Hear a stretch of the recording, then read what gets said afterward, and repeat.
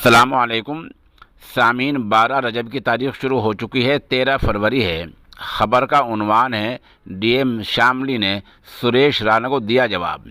आपको बता दें कि अभी 10 फरवरी में ज़िला शामली की तीनों सीटों शामली, कैराना और थाने भवन पर इसम्बली का चुनाव हुआ था।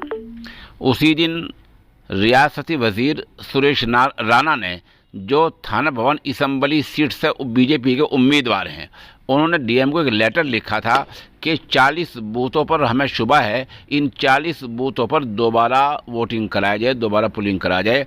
ऐसा ख़त सुरेश राणा ने डीएम शामली को लिखा था। डीएम शामली मोहतरमा जसजीत कौर ने आज वो उनका जवाब दे दिया है। वो ख़त हम आपको पेश कर रहे हैं। इसमें जवाब ये दिया है कि उस इलाके में शांतिपूर्वक पुरअमन तरीके से चुनाव हुआ है, कहीं से कोई शिकायत नहीं मिली है। मुताल्लका तमाम अफसरान ने इसकी तस्दीक कर दी है, इसलिए दोबारा चुनाव की कोई गुंजाइश नहीं है। ये जवाब मोहतरमा जसजीत कौर ने सुरेश राणा को दे दिया है।